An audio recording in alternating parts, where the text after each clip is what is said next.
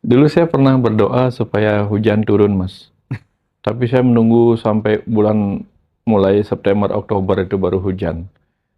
Dan saya berdoanya waktu itu bulan April. Gitu. Lalu saya berpikir di bulan Mei, saya berpikir Tuhan mengabaikan doa saya. Gitu. Bulan Agustus, Mei, Juni, Juli, saya juga tetap berpikir Tuhan mengabaikan doa saya. Gitu. Oke. Tapi ternyata di bulan September, hujannya turun. Lalu saya berpikir bahwa, oh kali ini Tuhan tidak mengabaikan doa saya. Gitu. Dan setelah saya pelajarin ilmu ilmu ini, ilmu klimatologi, iklim, oh Mhm. ternyata hujan juga punya musimnya gitu. Hmm. Atau mendoakan orang jadi buruk. Mati aja deh kamu, mati orangnya. Jadi kan kacau hidup ini. Kalau semua orang dengan mudahnya doanya tercapai, Mas. Maka kemudian doa itu pun diberikan kekuatannya terbatas untuk menjadi tercapai sesuai harapan. Hmm. Makanya dibutuhkanlah kekuatan yang pelan-pelan harus dibangun, yaitu kekuatan keyakinan.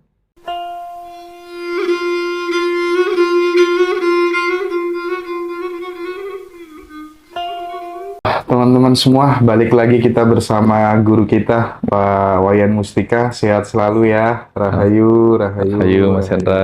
Ya. Oke, Pak Wayan, kita langsung to the point. Ya, Obrolan pertama kita ya, ini banyak sekali teman-teman yang merasa ketika berdoa itu, Pak Wayan, ya. doanya itu diabaikan oleh semesta gitu. Hmm, Tidak didengar oleh Tuhan gitu hmm, ya. hmm, hmm. Nah, ini dalam perspektif Pak Wayan gitu.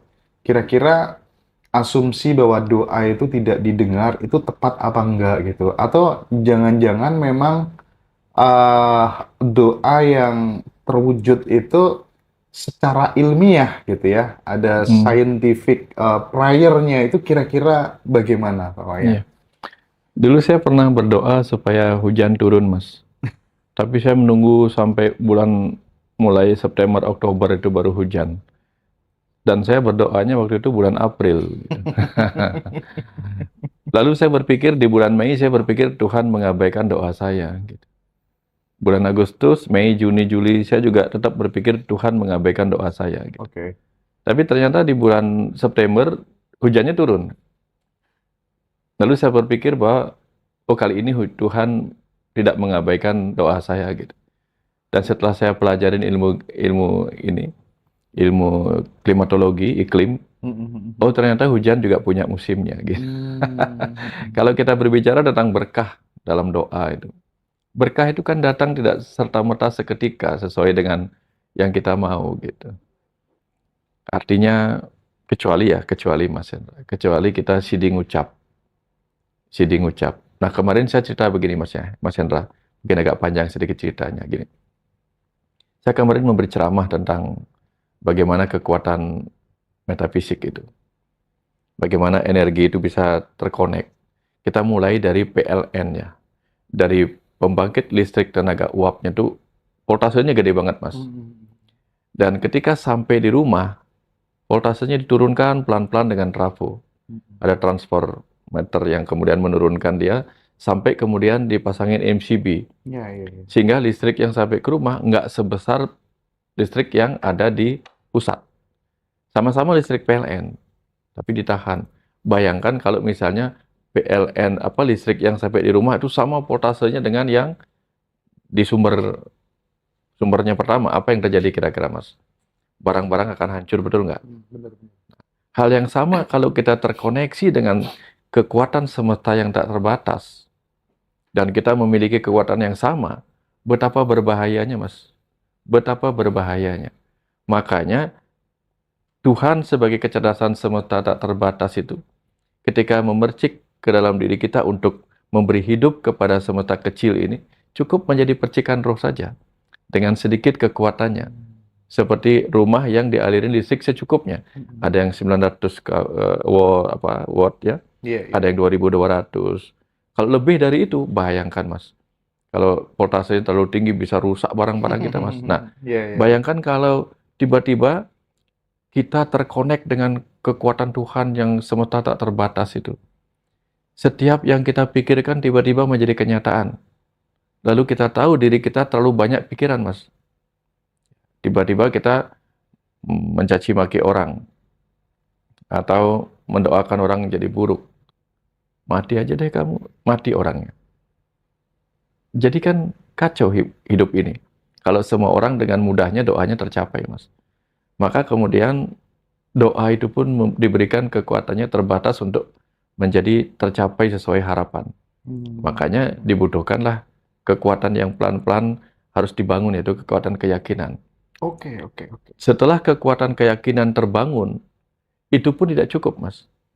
Keyakinan boleh, tapi kemudian sang waktu tetap membuktikannya.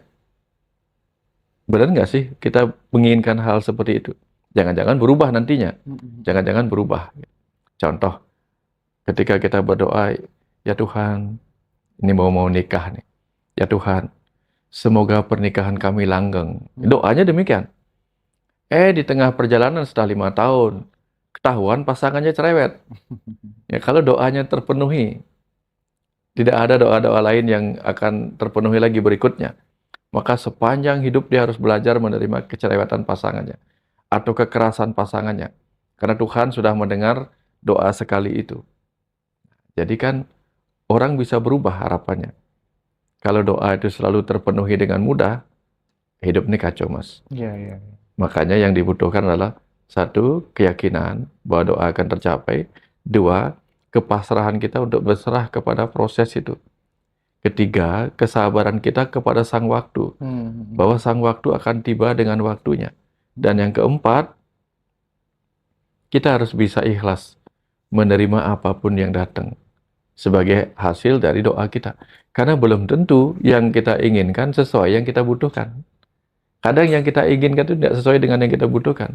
Kalau semesta memberikan apa yang kita inginkan, bahaya kita, Mas. Karena banyak orang mengatakan begini, masalah adalah ketika harapan tidak menjadi kenyataan. Tapi jangan lupa, ketika harapan menjadi kenyataan pun akan muncul masalah. Bukan tidak ada masalah, hati-hati. Karena setelah kita punya sesuai harapan kita, apa yang kita punyai itu akan menyakiti kita. Kalau nggak bisa mengelolanya. Oke. Kalau secara saintifik, berarti doa itu akan menjadi powerful ketika kemudian karena bagaimanapun juga alam semesta ini kan berjalan penuh harmoni, kan ada strukturnya, gitu ya, Pak Wayan ya. Betul. Nah, struktur doa itu butuh yang namanya sebuah keyakinan, gitu ya. Terus kemudian percaya penuh tanpa ada sedikit pun keraguan, gitu. Itu menjadi poin penting ya, Pak Wayan. Dan mungkin juga peran apa tuh namanya, diri kita yang senantiasa bersyukur dalam terwujudnya sebuah doa itu seberapa besar, Pak Wayan? Persis, Mas Hendra. Ketika orang tidak punya rasa syukur yang besar, itu seperti orang yang tidak pernah bisa berterima kasih atas pemberian. Ya, kira-kira kalau Mas Hendra pernah memberikan sesuatu pada orang, satu kali diberikan dia nggak berterima kasih, bahkan mengeluh.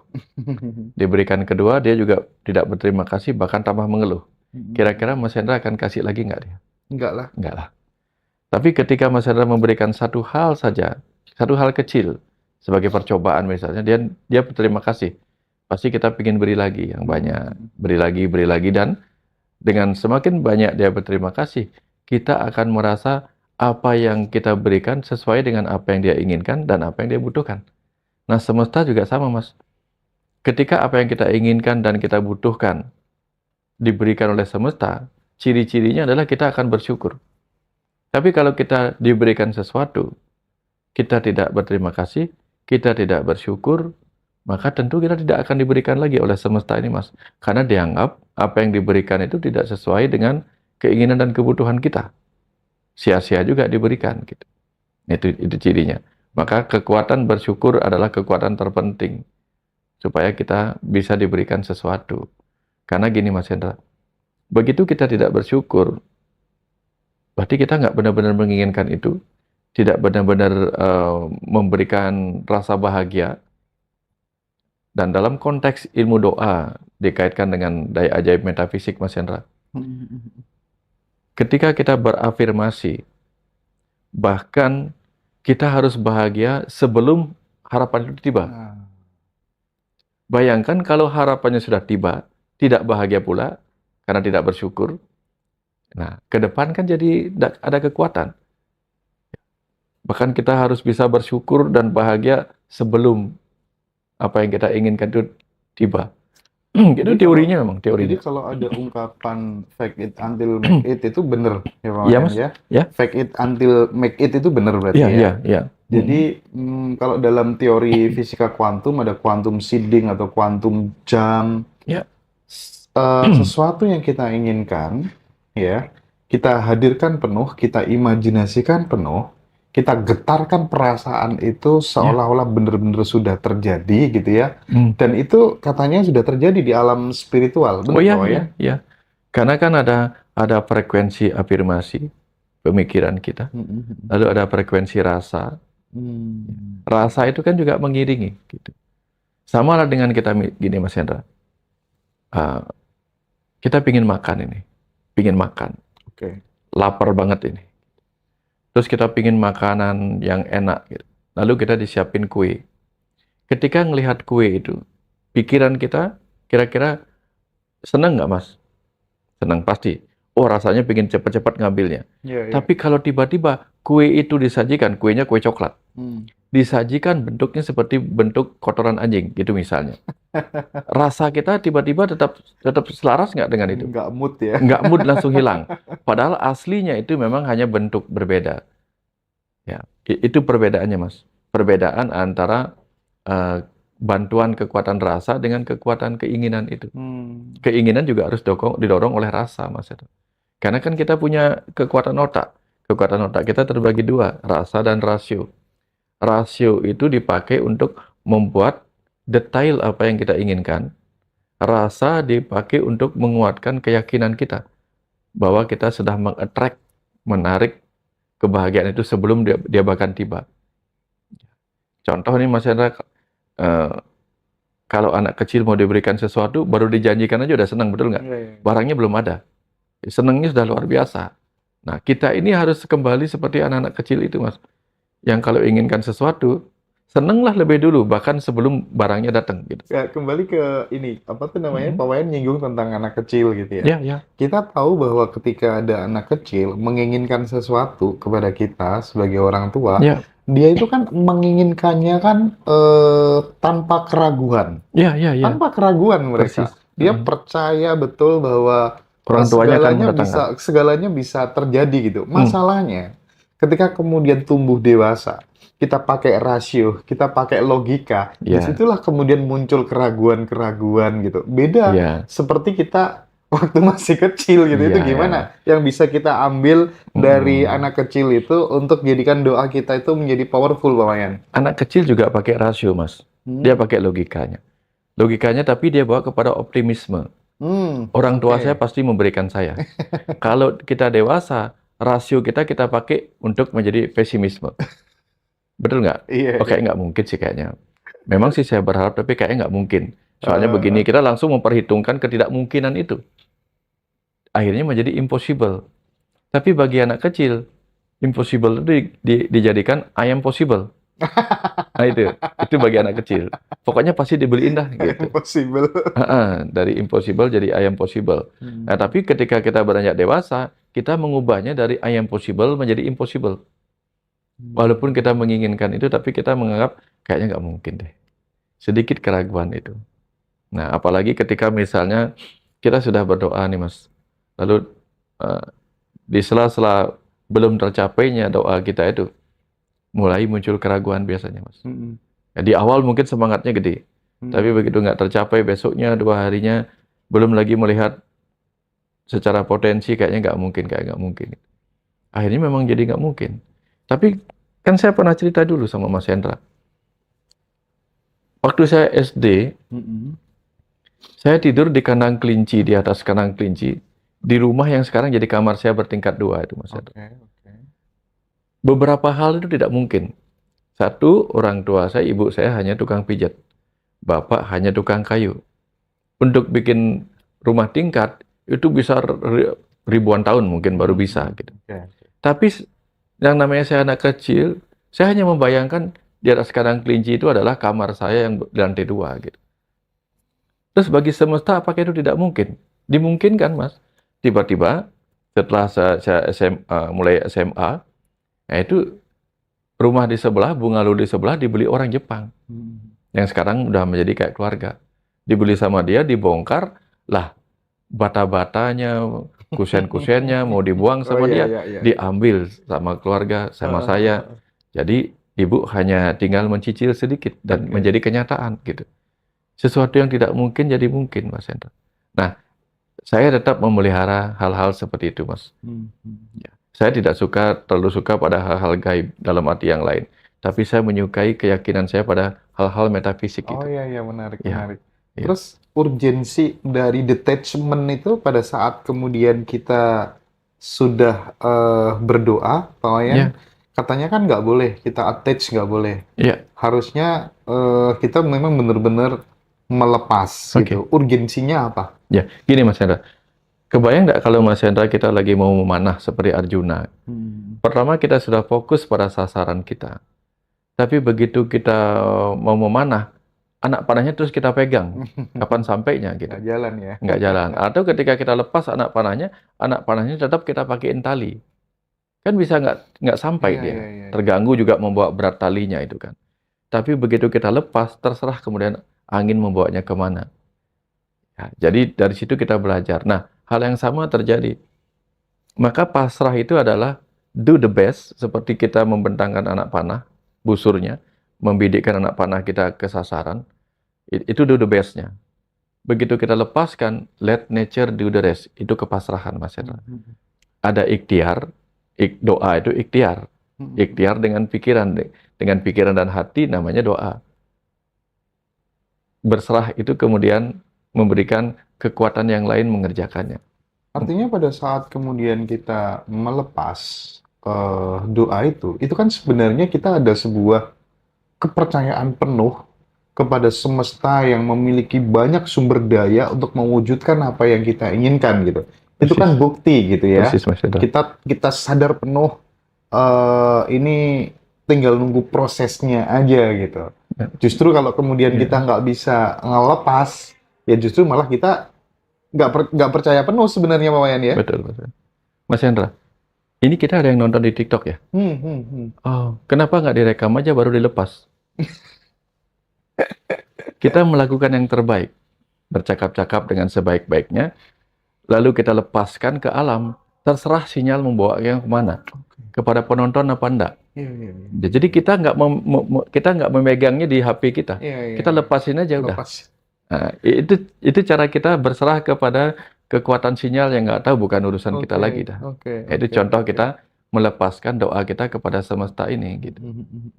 Nah, Jadi bagaimanapun juga pada saat kita berdoa tetap pikiran harus oh ya, terfokus ya kan, terus ya, kemudian ini harus disinergiskan dengan energi emosi yang tinggi, persis.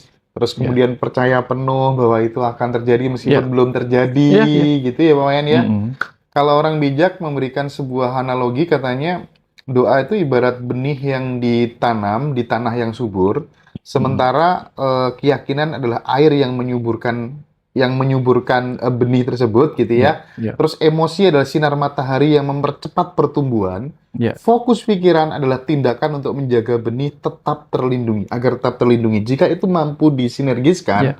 ya biasanya doa itu akan mengubah realita menjadi kenyataan. Betul, Mas, betul. Di setiap lahan kosong yang mau dibuat bangunan itu, yang pertama kan kita yakin dulu bahwa di sana akan bisa kita bangun. Oke. Lalu yang pertama tentu tidak langsung bangunan, Mas. Gambar dulu. Dan ketika melihat gambarnya kita yakin, padahal itu udah gambar. Baru gambar, tapi kita yakin kalau gambar itu menjadi kenyataan, itu akan seperti yang kita inginkan. Padahal baru gambar. Barangnya sendiri belum ada. Nah, ketika kita berafirmasi, bervisualisasi, itu kan hanya membuat gambar dalam imajinasi kita. Seolah-olah itu akan memang menjadi kenyataan. Nah, biarlah kemudian sang arsitektur semesta ini yang menggerakkan semuanya gitu. Tugas kita hanya membangun imajinasi kita, Mas. Gitu. Ya. Tetapi, kalaupun imajinasi kita kuat, kita tidak terkonek dengan banyak orang, terganggu juga, Mas. Nah, ini contohnya, Mas ya. Misalnya, kita ingin punya rumah di sebuah lahan kosong. Kalau kita nggak terkonek sama arsitek, gimana caranya? Nggak bisa. Ya, ya. Lalu setelah kita terkonek sama arsitek, si arsitek nggak terkonek sama pemborong. Oke, dia terkonek sama pemborong, tapi si pemborong kehilangan tukang. Iya, iya. Nggak ada tukang sama sekali, nggak bisa. Nah, dalam hal ini, dalam hal doa, doa kita tidak akan mudah menjadi kenyataan kalau modalitasnya nggak banyak, Mas. Orang-orang yang akan mengerjakan, mewujudkan doa kita itu tidak siap, tidak ada menjadi bagian dari jaring-jaring kita. Nggak bisa nyambung, Mas. Makanya setiap agama pasti mengajarkan kita membangun jaring-jaring itu. Jaring-jaring persahabatan, jaring-jaring persaudaraan, jaring-jaring komunitas dengan hubungan yang baik. Kalau kita tidak menjalin hubungan yang baik, bagaimana kita, kekuatan pikiran kita yang berkehendak baik, bisa menjalin hubungan dengan mereka untuk menggerakkan mereka. Contoh nih, Mas Hendra. Dulu ketika saya mau membantu yayasan stroke center di Tabanan itu, mereka membutuhkan biaya. Saya nggak punya biaya sebanyak itu. Tapi karena saya punya orang-orang baik yang sudah terjalin baik dengan saya, karena mungkin mereka sering mendengarkan YouTube, sering datang ke rumah, ikut Zoom dan sebagainya, begitu saya bicara kepada mereka semua, hati mereka tersentuh semua dan tiba-tiba mereka saling mensupport. Ya, ya. Bayangkan kalau saya punya 100 musuh, bukan 100 sahabat orang baik. Lalu saya nge-share keinginan saya itu, ada yang nolong nggak, Mas? 100 musuh nggak ada. Tapi ketika saya punya 100 teman orang baik gitu, begitu saya bicara seperti itu, orang-orang baik itu akan mengumpulkan, bergotong royong, dan akhirnya tercapai apa yang diharapkan. Nah, agama itu mengajak kita menjalin hubungan. Nah, menjalin hubungan yang baik itu adalah jalan tantra juga, Mas. Tantra artinya tantra, alat menenun, merajut persahabatan, menenun kekeluargaan. Itu fungsinya ajaran agama, Mas. Gitu. Baik kita bisa mudah mencapai doa kita. Iya, akhirnya kita sampai pada sebuah kesimpulan bahwa ternyata doa ini bukan hanya sekedar meminta, tapi juga apa ya namanya ya, seni untuk menyelaraskan pikiran, perasaan, tindakan, keyakinan, semuanya harus harmoni ternyata ya Persis. Pak Wayan ya. Persis. Bayangkan gini, Mas Hendra. Kita punya HP yang bisa mengirim sinyal, kemudian yang juga bisa menangkap sinyal. Yang memberi sinyal ada jauh di angkasa, berupa satelit gitu misalnya. Tapi satelit kalau tidak diperkuat oleh pemancar, maka sinyal kita nggak akan sampai ke satelit. Satelit juga tidak akan sampai membawa sinyal kita ke kita kalau nggak ada pemancar. Contoh ketika di gunung. Nah, hal yang sama terjadi. Orang-orang baik itu adalah para pemancar dari cinta kasih Tuhan, Mas. Ya, kalau kita nggak berteman dengan orang-orang baik, gimana caranya cinta kasih Tuhan yang maha baik itu terkonek? Jadi, bayangkan kalau di sebuah tempat, di sebuah kota itu gaduhnya nggak ada, sinyal kita nggak bagus, Mas. Ya. Wifi aja perlu diperkuat lagi kan? Iya. Ya. Tapi mungkin yang menjadi fondasi dasar gitu ya Pak Wayan, kita tahu bahwa manusia sendiri itu adalah perwujudan atau eksistensi dari Tuhan itu sendiri gitu ya. Setelah kemudian kita paham itu gitu ya, kita memiliki sebuah keyakinan bahwa kita ini merupakan bagian dari sumber energi yang sangat besar, atau Tuhan atau apa namanya gitu ya. Itu kan menjadi fondasi yang sangat besar untuk kemudian doa itu menjadi lebih terwujud ketimbang kemudian kita meminta, kita merasa bahwa Tuhan itu di sana gitu ya, jauh dan di sana gitu kan lebih powerful ketika kemudian kita aku adalah bagian dari Tuhan itu sendiri gitu. Iya. Ketika kita merasa diri kita bagian dari Tuhan, seperti halnya setetes air laut bagian dari lautan. Tapi kalau si tetesan air laut merasa dirinya bagian dari lautan, tapi menjauh dari lautan, apa yang terjadi, Mas Hendra? Bermusuhan dengan titik-titik air yang lain. betul. Nggak bisa, Mas Hendra.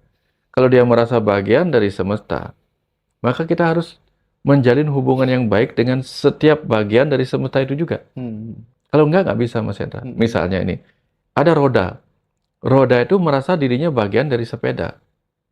Tapi kalau rodanya lepas sendiri, Hmm. nggak bisa nyambung Oke. juga, Mas Hendra. Nah, Ya. terakhir Pak Wayan tentang Mm-mm. tema ini, Ya. doa secara ilmiah ini gitu ya. Ada, aku lupa ya siapa tokoh yang mengatakan bahwa sebenarnya doa itu nggak bisa mempengaruhi Tuhan. Doa itu hanya bisa mempengaruhi sifat-sifat manusianya saja. Nah, ini gimana ini? Agak debatable juga gitu. Tapi Ya. ada tokoh yang mengatakan seperti itu. Nah, gimana perspektifnya Pak Wayan terkait dengan hal ini? Saya nggak tahu seperti apa Tuhan baginya. Oh gitu. Tapi bagi saya, Tuhan itu bahkan ada di setiap makhluk hidup. Sebagai percikan-percikannya. Sebagai kecerdasan, Tuhan ada di mana-mana. Bahkan di Islam diajarkan kemanapun engkau menghadap, di sanalah wajah Tuhan. Jadi ketika sudah demikian, ketika kita berdoa, bahkan ketika kita berdoa dengan orang baik di sekitar kita, salah satu orang aja, aduh, saya sebenarnya membutuhkan uang, semoga Tuhan mendengarnya. Kira-kira Tuhan yang mana akan mendengarnya? Pasti Tuhan yang berada di dalam diri orang baik itu. Ya. Tapi syaratnya kita harus baik juga dengan orang itu.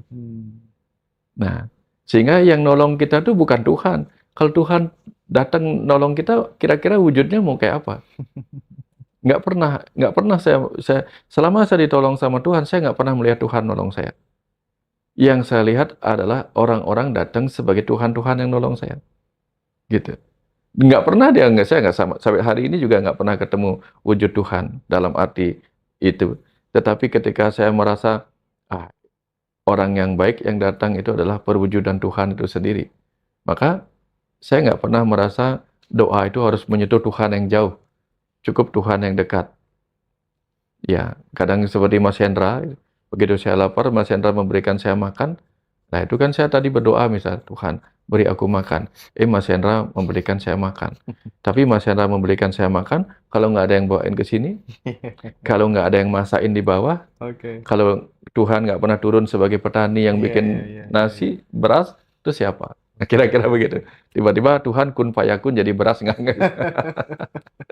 Oke Ya, ya, ya, jadi lagi-lagi teman-teman kita harus kembali kayak anak kecil tadi, ya, meminta dengan harapan yang penuh tanpa keraguan sedikit pun, ya. percaya sepenuhnya pada kemungkinan tanpa diselimuti oleh Keraguan. rasa takut, pada kegagalan dan ketidaklayakan gitu. Ya, Makanya ada orang bijak pernah berkata, katanya jika kamu tidak berubah dan menjadi anak kecil, kamu tak akan mencapai kebahagiaan yang sejati gitu kan. betul, betul, ya, betul, Mas. Baik Pak Wayan, Ya, terima kasih banyak atas ya, perspektifnya ya. Thank ya. you.